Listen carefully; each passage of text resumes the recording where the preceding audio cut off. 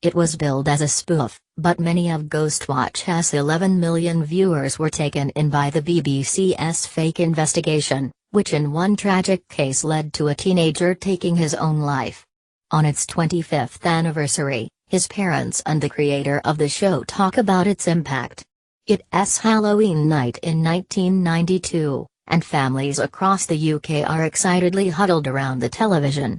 Saturday night TV is at its peak. Gladiators has just premiered on ITV, Casualty is enjoying its 7th series, and No Less House Party is pulling in 15 million viewers a week.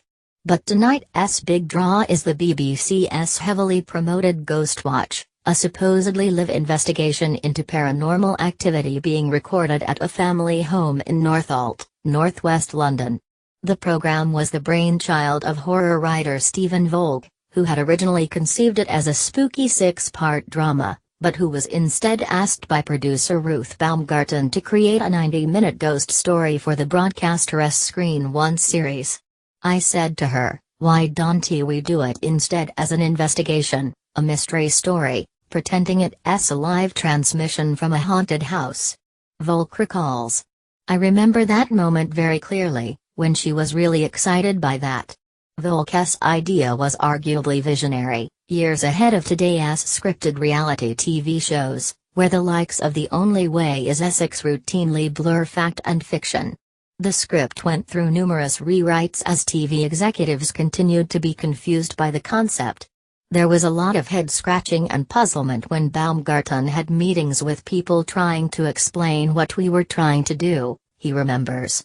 They didn't get it when they read it, why it was written in this peculiar way. They didn't understand how it was going to work. The team wanted to push the boundaries of reality even further. They didn't want it fronted by conventional actors, they wanted familiar and friendly TV personalities to bring the story to life. Michael Parkinson, one of the BBC's most trusted faces, was asked to present it. Alongside him was popular children's television presenter Sarah Green, together with her husband, TV and radio host Mike Smith, a fact Volk calls a happy accident. It was offered to Sarah, initially, and Mike, I think, happened to read it over her shoulder and said, "Can I be in it, too?" I quickly thought, this is a real bonus, says Volk. It was groundbreaking television in many ways, from the infrared, heat-seeking camera used to spot ghostly activity to the pixelation of an interviewee's face.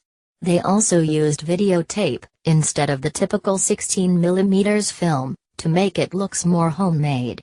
Though the production team wanted it to look realistic, shortly before its transmission the program featured on the cover of the Radio Times, inside which it was explained it was a drama. But not everyone read the Radio Times. And when Ghostwatch aired at 21:25 GMT, there were consequences the corporation had not foreseen. In Nottingham, April and Percy Denham were sitting down to watch the program together with their sons, Martin, 18, and Gavin, 14. The pair recalled how their oldest son became more and more agitated throughout the broadcast. He sort of curled up while watching it.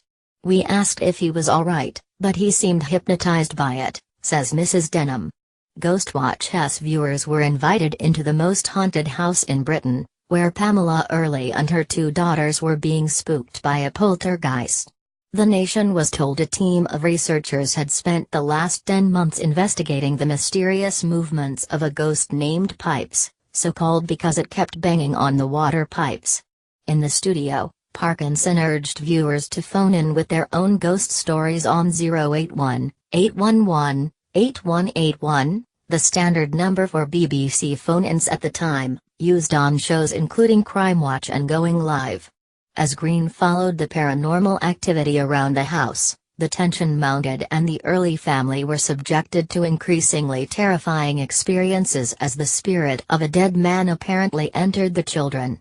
By the end of the show the ghost had seized control of the TV cameras. At the Early's house, paramedics and police were seen arriving, and Green, who was trying to locate one of the possessed girls, disappeared into the blackness. Back in the studio, the floor was deserted apart from a dumbfounded Parkinson. But behind the scenes, The Ghostwatch production team were enjoying celebratory drinks as the program aired. Ruth Baumgarten arrived with a white face and said the switchboard had been jammed at the BBC, Volk says. I kind of laughed lightly and she said very seriously, no, they really are jammed with people very irate. That was a bit of a gulp moment. More than 20,000 people had tried to get through to Parkinson at one point during the program. Many of the viewers were children, who had been left traumatized by what they thought they had witnessed. I think 3 women who were pregnant went into labor that evening, says Volk. A vicar phoned in to complain that even though he realized it wasn't real, he thought the BBC had raised demonic forces. It was partly that it scared people, but the complaints were actually more that the BBC had made them feel like mugs. People felt the BBC was something they could trust, and the program had destroyed that trust. In its wake, a tide of anger rose against the BBC, which received thousands of complaints. Meanwhile, in the days that followed the broadcast, the Denhams noticed a change in Martin. The radiators in their house had a habit of being noisy when warming up, and Martin suddenly asked to move bedrooms, though he never explained why. He seemed entranced with the talk of ghosts, Mrs. Denham remembers. He seemed a bit upset because things were happening at that time in the house that had been happening, on Ghostwatch. The pipes were banging, his stepfather adds. 5 days after the broadcast, Martin killed himself. A note in his pocket, addressed to his mother, read, "If there is ghosts I will now be one and I will always be with you as one." The Denhams learned of his death when police came to their places of work. I went crackers, Mr. Denham says. I started swearing. When I heard about the contents of the note, I knew it was that program. A judicial review the Denhams fought for led to an investigation by the Broadcasting Standards Commission, which concluded the corporation had a duty to do more than simply hint at the deception it was practicing on the audience. There had been a deliberate attempt to cultivate a sense of menace, it added, and the BBC issued an apology. The passage of time has seen the Denhams' anger cool a little, although they do not watch BBC channels, or anything that features Michael Parkinson. There's nothing you can do. I've just let it go now, but it is still there, Martin's stepfather adds. It's still just one big mystery and he isn't here, so I am not able to ask him, Mrs. Denham says. Martin was happy. He had never had any problems, he had got a girlfriend and a job and had got everything to live for. Even though he was a slow learner, he had done well for himself. He had everything going for him, and then it changed just like that. Volk declined to comment on Martin's death out of respect for the family. But he says he had expected a very different reaction from viewers. I think it was 11 million that saw it, and you can think of all those people as individuals, he says. I was, I guess, writing for myself, aged between 12 and 14, and I thought of myself watching and thinking, well, this is interesting, I don't believe it, but I get that this is a drama done in a certain way. That's the basis on which I thought most people would see it. There was a vast span of different reactions to it, from people who didn't believe it for a second and people who believed it all the way through, and everything in between. The aftermath meant the BBC distanced itself from Ghostwatch. Volk says he would have liked to have explained his intentions as a writer with the broadcaster far sooner than the anniversary DVD a decade later allowed. I think if the BBC had maybe not shut it down so completely, there might have been an attempt to have a conversation about it, he says. However, when 12-year-old viewers who saw it the first time revisited it 10 years later, in conjunction with the emergence of the Internet, people openly started to discuss the program. Suddenly we found a whole pile of people who did like it, they enjoyed it, thought it was challenging and all the things we wanted it to be, Volk says. He remains proud of Ghostwatch, the first project he did for television.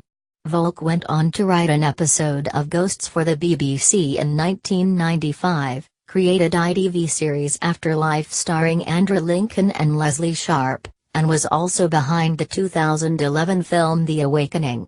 The best result was People coming up and saying I had to sleep with the light on for 3 weeks, but it got me into filmmaking, and some have said it got me into horror, he says. However, he tends to agree with acclaimed author Ramsey Campbell on pushing the genre's boundaries.